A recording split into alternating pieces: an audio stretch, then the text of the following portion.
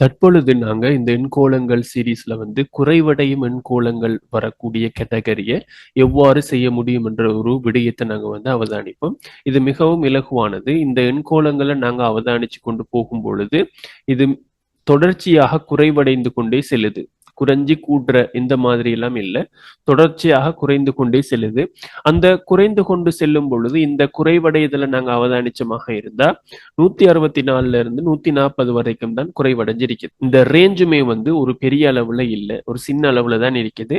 ஆகவே இதுக்கு நாங்க வந்து வித்தியாசத்தை தான் செக் பண்ணி பார்க்கணும். இந்த ரேஞ்ச் கூடுதலாக இருக்குமாக இருந்தா பிரித்தல் என்ற செய்கையை நாங்க வந்து இதுல செக் பண்ணி பார்க்கணும். இந்த ரேஞ்ச் வந்து கொஞ்சமாக இருந்துச்சுன்னு சொன்னா அது வந்து கழிக்கப்பட்டு தான் வந்திருக்கும். ஸோ வித்தியாசத்தை நாங்க வந்து செக் பண்ணி பார்க்கணும். ஆகவே இந்த 164க்கும் 162க்கும் வித்தியாசத்தை நாங்க அவதானிச்சமாக இருந்தா அதனுடைய வித்தியாசம் வந்து -2 இருக்கும். ஏனென்று சொன்னா 2 இதுல வந்து குறைவடையுது. ஆகவே -2. இதுக்கும் வித்தியாசத்தை நாங்க செக் பண்ணமாக இருந்தா -10.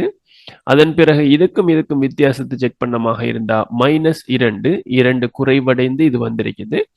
அதன் பிறகு இதனுடைய வித்தியாசத்தை செக் பண்ணமாக இருந்தா -10.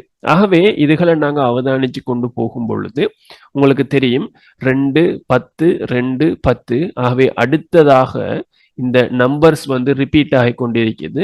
ஆகவே அடுத்ததாக வந்து 2 குறைக்கப்பட்ட ஒரு விடை தான் எங்களுக்கு கிடைக்கும். ஆகவே 140ல இருந்து 2 கழிப்பட்டதன் பின்னர் 138 தான் இதனுடைய விடையாக கிடைக்கும். அதே போல இரண்டாவது வினாவை நாங்க வந்து அவதானிக்கும் பொழுது இதுவும் வந்து 320ல இருந்து 200 வரைக்கும் போகுது. அதே போல அவதானிச்சமாக இருந்தா இதுல வந்து தசமங்கள் வருவது இல்லை, தசமம் வருகிறது இல்லை. அதே போல ரேஞ்சும் வந்து மிகப்பெரிய அளவுல இல்லை. ஆகவே இதுக்கு நாங்க வந்து செக் பண்ண வேண்டியது டிஃபரன்ஸ். ஆகவே இதுக்கு நாங்க டிஃபரன்ஸை வந்து செக் பண்ணும் பொழுது இதுக்கும் உள்ள வித்தியாசம் வந்து மறை 12 வந்து கழிக்கப்பட்டிருக்குது. இதுக்கும் உள்ள வித்தியாசம் வந்து மறை 24.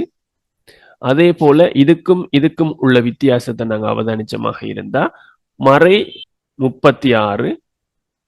அதே போல இதுக்கும் உள்ள வித்தியாசத்தை நாங்க அவதானிச்சமாக இருந்தா மறை 48 என்ற மாதிரியாக வந்திருக்குது. ஸோ இந்த வித்தியாசங்களை நாங்க அவதானிக்கும் பொழுது 12, 24, 36, 48 என்ற மாதிரியாக வந்திருக்குது. அதாவது 12னுடைய மடங்குகளாக வந்திருக்குது. ஆகவே அடுத்த இலக்கத்தினுடைய வித்தியாசமும் வந்து 12னுடைய அடுத்த பெறுமதி, அடுத்த மடங்கு வந்து 60. அந்த 60 என்ன செஞ்சிருக்கும் என்று சொன்னா கழிக்கப்பட்டிருக்கும். அவை 200ல இருந்து 60 போகும் பொழுது விடை வந்து 140 என்று சொல்லி எங்களுக்கு கிடைச்சிருக்கும். ஸோ அதுதான் அதனுடைய விடை. அதே போல இந்த வினாவை நாங்க வந்து அவதானிச்சமாக இருந்தா இதுல வந்து இறுதி இலக்கங்கள்ல வந்து கேட்கப்படல, இடையில வரக்கூடிய ஒரு இலக்கம் தான் விடுபட்டு இருக்குது. அந்த விடுபட்ட இலக்கத்தை தான் நாங்க வந்து கண்டுபிடிக்கணும்.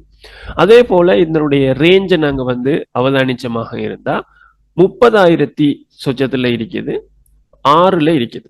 அதாவது 30,000ல இருந்து 6க்கு வந்துச்சுன்னு சொன்னா இது வந்து டிஃபரன்ஸ் நாங்க செக் பண்ண கூடாது. ஏனென்றா இதனுடைய ரேஞ்ச் வந்து பெரிய அளவுல இருப்பதன் காரணமாக இதனை நாங்க டிஃபரன்ஸ் செக் பண்ணி நேரத்தை வீணாக்க கூடாது. ஆகவே இதுல என்ன செக் பண்ணணும்னு சொன்னா பிரிக்கப்பட்டிருக்கும், பிரிபட்டு போகும். அதிகரிக்கும் என்று சொன்னா மல்டிபிளிகேஷனாக இருக்கும், குறைவடைந்து கொண்டு செல்லுவதாக இருந்தா பிரிக்கப்பட்டிருக்கும். ஆகவே இவ்வாறு பிரிக்கப்பட்டதை நாங்க வந்து செக் பண்ணணும். ஸோ நாங்க இவ்வாறு செக் பண்ணும் பொழுது இதை நாங்க செக் பண்ணாம இருந்தா இதை இலகுவாக செக் பண்ணலாம். எப்படின்னு சொன்னா இந்த 15,000 30,000 எல்லாம் நீங்க யோசிக்க வேணாம். முதல்ல இந்த நம்பரை உடைச்சிங்கன்னு சொன்னா ஒரு 3 தானம் தள்ளி உடைச்சோம்னு சொன்னா வெறும் 15 இதுல மிச்சமாக இருக்கும். அதே போல இதுலயும் ஒரு 3 தானத்தை உடைச்சிங்கன்னு சொன்னா இதுல வெறும் 30 இருக்கும். அப்ப ரஃபா நாங்க வந்து பார்க்கும் பொழுது 15னுடைய 2 மடங்கு போல இருக்குது, 15னுடைய 2 மடங்கு போல இருக்குது. ஆகவே இந்த இலக்கத்தை வந்து 2ஆல வகுத்து பாருங்க என்ன விட கிடைக்குதுன்னு சொல்லி. இது 2ஆல வகுத்தா 15 120 தான் கிடைக்கும். 30 2ஆ பிரிச்சா 15, 240 2ஆ பிரிச்சா 120. ஆகவே இந்த இலக்கமானது 2ஆல பிரிக்கப்பட்டு இது கிடைக்கப்பட்டிருக்குது. அதே போல இந்த இலக்கத்தையுமே வந்து 2ஆல வந்து பிரிச்சு பாருங்க, பிரிக்கிற மாதிரியா இருக்குது இல்ல. ஏனென்று சொன்னா இது வந்து 3ஆல பிரிக்கக்கூடியதுக்கு ஏற்றாற் போல இருக்குது. என்ன 15ல 3 தானம் தள்ளி எடுத்துட்டீங்கன்னு சொன்னா 5 மட்டும் மிஞ்சும். ஸோ இதுல 3 தானம் தள்ளினதுக்கு பிறகு 15 மிஞ்சி இருக்கும். அவை 15ல 5 எத்தனை முறைன்னு சொன்னா 3 முறை. ஸோ 3ஆல இதை நாங்க வந்து வகுக்கும் பொழுது உண்மையிலே 15 3ஆல வகுத்தா 5, 120 3ஆல வகுத்தா 40. ஆகவே இது வந்து 3ஆல் வகுத்தாற் போல இருக்குது. அதே போல இதையும் நீங்க அவதானிச்சீங்களாக இருந்தா 3 தானம் தள்ளி வரும் பொழுது இதுக்குள்ள இது உங்களுக்கு தெரியும், இது 2 3ன்னு சொல்லி பிரிக்கப்பட்டு வருகிறது. ஆகவே நாங்க 4ஆல வந்து இதை வந்து வகுத்து பார்ப்போம். அவ்வாறு வகுத்து பார்க்கும் பொழுது 4ஆல இதை வகுத்தமாக இருந்தா இதை 4ஆல பெருக்கி பாருங்க. 4000, 4800, 6 4 24, ஸோ 5040ன்னு சொல்லி வரும். ஆகவே 5040 4ஆல வகுக்கும் பொழுது இது கிடைக்க பெறுகிறது. எனவே நாங்க கண்டுபிடிச்சிருக்கக்கூடிய பேட்டர்ன் வந்து சரிதான். ஆகவே இந்த இலக்கம் வந்து அடுத்ததாக 5ஆல வகுக்கப்பட்டு எங்களுக்கு இந்த வெற்றிடத்துல வர வேண்டிய இலக்கம் வந்து வர வேண்டி இருக்கும். ஆகவே இதனை நாங்க 5ஆல வகுக்கணுமாக இருந்தா ஒரு நுட்ப முறை இருக்குது. என்னன்னு சொன்னா இந்த இலக்கத்தை வந்து டபுள் ஆக்குற, இந்த 1260 என்ற இலக்கத்தை டபுள் ஆக்கி போட்டு ஒரு தசமதானம் தள்ளி குத்து வைக்கிற, அதாவது ஒரு சைஃபரை எடுக்கிற, ஒரு தானத்தை இஞ்சால எடுக்கிற. ஆகவே இதை வந்து நாங்க டபுள் ஆக்கும் பொழுது 2000, 2400, 2520. ஸோ 2520 எங்களுக்கு கிடைக்கும். 2520 கிடைக்கும். அதுல இருந்து ஒரு தானத்தை எடுத்தமாக இருந்தா இந்த சைபர் இல்லாம போயிடும். ஆகவே 252 மட்டும்தான் எங்களுக்கு மிஞ்சி இருக்கும். ஆகவே 252 இவரத்துல வரும்னு சொல்லி நான் எதிர்பார்க்கிறேன். எதுக்கும் ஒருக்கா நாங்க செக் பண்ணி பார்த்துக்கொள்வோம். சரியா? இப்ப இந்த நம்பர் எத்தனையால பிரிபட்டிருக்கும்?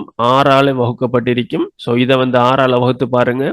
6ஆல பிரிச்சா 4 முறை, 12ல 2 முறை, ஸோ 42 வருது. அதே போல இது வந்து 7ஆல வகுக்கப்பட்ட விடையாக இருக்குமான்னு பாருங்க. ஓம், 42 7ஆல பிரிச்சா 6 முறை. ஸோ இந்த நாங்க கண்டுபிடிச்சிருக்கக்கூடிய விடை சரியானது. இந்த மாதிரியான கணக்குக்கு நாங்க டிஃபரன்ஸை செக் பண்ணுவது கிடையாது. ஆகவே பிரித்தலை நாங்க வந்து செக் பண்ணி பார்த்து கொள்ள வேண்டும். அதே போல இந்த வினாவை நாங்க வந்து அவதானிச்சமாக இருந்தா இது வந்து முழு எண்கள்ல ஆரம்பிச்சு தசத்துல போகுது. எனவே இந்த வினா வந்து நிச்சயமாக பிரித்தலாகத்தான் இருக்கும். ஏன்னா வகுக்கப்படும் பொழுதுதான் தசத்துல வரும்.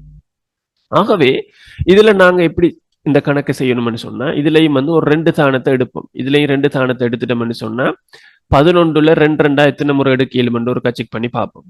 ரைட்? 11ல 2 2 வந்து 5 முறை எடுக்கலாம். ரைட்? அப்ப 11 5ஆல பிரிச்சிங்கன்னு சொன்னா எத்தனை வரும்னு சொல்லி செக் பண்ணா 5ஆல வகுத்தா 11 5ஆல வகுத்தமாக இருந்தா 2 முறை, அங்கால 12ல 2 முறை, 25ல 5 முறை. ஆகவே சரியான இந்த விடையே வருது. சில நேரம் 5 10 கூடி குறைஞ்சு வரும், நம்பர்கள் கூடி குறைஞ்சு வரும். சில நேரம் அதை விட வரும். அப்ப இந்த கணக்குக்கு அதை விட வந்திருக்குது. ரைட்? அதே போல இதை வந்து நாங்க வந்து எத்தனையால பிரிச்சா, இப்ப 2 தானம் தள்ளி இப்ப இந்த அம்புக்குறி இல்லைன்னு நினைச்சுக்கொள்ளுங்க. இந்த 2க்கும் தான் இந்த சிவப்பு கோடு போட்டேன். ஆகவே இதுல நீங்க என்ன செய்யணும்னு சொன்னா இந்த கோட்டை அழிச்சிட்டு பார்க்கணும். இப்ப இவ்வாறு நாங்க பார்க்கும் பொழுது 225ல 45 எத்தனை முறைன்னு சொல்லி பார்க்கணும். சரியா? ஆகவே இதை நாங்க வந்து 5ஆல வகுக்கும் பொழுது 4 முறை, 25ல 5 முறை, ஸோ 5ஆல வகுக்கும் பொழுது வருது. அப்ப இது ரெண்டையும் பார்க்கக்குள்ள 5ஆல வகுத்த மாதிரி இருக்குது. ஸோ இதையும் நாங்க வந்து 5ஆல எங்களுக்கு வகுக்கும் பொழுது இதனுடைய விடை வந்து 9ன்னு சொல்லி கிடைக்கும். மேலும் இதை 5ஆல வகுக்கும் பொழுது இந்த விடை வருதான்னு ஒரு செக் பண்ணி பார்த்துக்கொள்வோம். ஸோ இதை 5ஆல வகுத்தா 1.4, 5ஆல வகுத்தா 0.8. அப்ப 1.8 சரியாக வருகிறது. அப்ப நாங்க கண்டுபிடிச்சது சரி. அதே போல இந்த வினாவை நாங்க வந்து அவதானிச்சமாக இருந்தா இது வந்து எல்லாமே தசத்துல இருக்குது. மேற்குறிப்பிட்ட வினா முழு எண்கள்ல ஆரம்பிச்சு தசத்துல வந்துச்சு. ஆனா இந்த வினாவுல எல்லாமே வந்து தசத்துல இருக்குது. ஆகவே அந்த தசத்தை இல்லாமல் ஆக்கி போட்டு நாங்க செக் பண்ணி பார்க்கணும். தசம் இல்லைன்னு நினைச்சுக்கொள்ளுங்க. அதாவது இந்த தசம் இல்ல, இந்த தசம் இல்ல, இந்த தசம் இல்ல, இந்த தசமும் இல்லைன்னு நினைச்சுக்கோங்க. அப்ப 334, 319, 289, 244 இருக்குது. ஸோ இந்த இலக்கங்களை நாங்க அவதானிக்கும் பொழுது இது வந்து முறையே பெரிய ஒரு டிஃபரன்ஸை வந்து தருகிறது இல்லை. பெரிய ஒரு ரேஞ்ச் ஒன்றுக்குள்ள இல்லை, ஒரு சின்ன ரேஞ்சுக்குள்ள தான் இருக்குது. ஆகவே இதுல நாங்க செக் பண்ண வேண்டிய விடயம் என்னன்னு சொன்னா டிஃபரன்ஸ். ஆகவே இந்த டிஃபரன்ஸை நாங்க வந்து செக் பண்ணும் பொழுது இதுக்கும் இதுக்கும் எத்தனை டிஃபரன்ஸ்ன்னு சொல்லி பாருங்க. 334க்கும் 319க்கும் எவ்வளவு டிஃபரன்ஸ் சொல்லி பாருங்க. ஸோ 319, 29, 15. ஸோ இது வந்து 15 குறைஞ்சு போகுது. அதே போல இதுக்கும் இதுக்கும் நாங்க டிஃபரன்ஸ் செக் பண்ணி பார்த்தோமாக இருந்தா 30 வந்து குறைக்கப்பட்டு இருக்குது. ஸோ 319ல 30 போனா 289. அதே போல இதுக்கும் இதுக்கும் உள்ள டிஃபரன்ஸை நாங்க செக் பண்ணி பார்த்தோமாக இருந்தா 289க்கும் 244க்கும் டிஃபரன்ஸை செக் பண்ணி பார்த்தோமாக இருந்தா இதுக்கு வந்து 45. ஸோ இதுக்கு வந்து -45. ஸோ இந்த பேட்டர்னை நீங்க அவதானிச்சீங்களாக இருந்தா 15 குறையுது, அதுக்கு பிறகு 30 குறையுது, அதுக்கு பிறகு 45 குறையுது. ஸோ இது வந்து 15னுடைய மடங்குகளால குறைந்து கொண்டு போகுது. எனவே 15னுடைய அடுத்த மடங்கு வந்து 60. அந்த 60ஆல வந்து இது குறைக்கப்பட்டிருக்கும். ஆகவே 244ல 60 போகுமாக இருந்தா 184 என்று சொல்லி எங்களுக்கு விடை கிடைக்கும். ஆனா இந்த 184 தானா விடை என்று கேட்டா இல்லை. ஏன்னு சொன்னா ஆரம்பத்துல எங்களுக்கு தரப்பட்டிருக்கிற வினாவுல நாங்க வந்து தசமத்தை எல்லாமே என்ன செஞ்சோம், கணக்கெடுக்காம விட்டிருந்தோம். ஆகவே 2 தசமதானம் தள்ளி நாங்க இதுல வந்து குத்து வைக்கணும், அந்த டொட்டை பாயிண்ட்டை வைக்கணும். ஆகவே பாயிண்ட்டை 2 தானம் தள்ளி வச்சமாக இருந்தா 1.84 சொல்லி எங்களுக்கு விடை கிடைக்கும். ஆகவே இதனுடைய இறுதி விடை வந்து 1.84 இருக்கும். ஸோ இவ்வாறாகத்தான் குறைவடையும் எண்கோளங்கள் வரும் பொழுது நாங்க இந்த வினாக்களை வந்து இலகுவாக தீர்த்து கொள்ள முடியும்.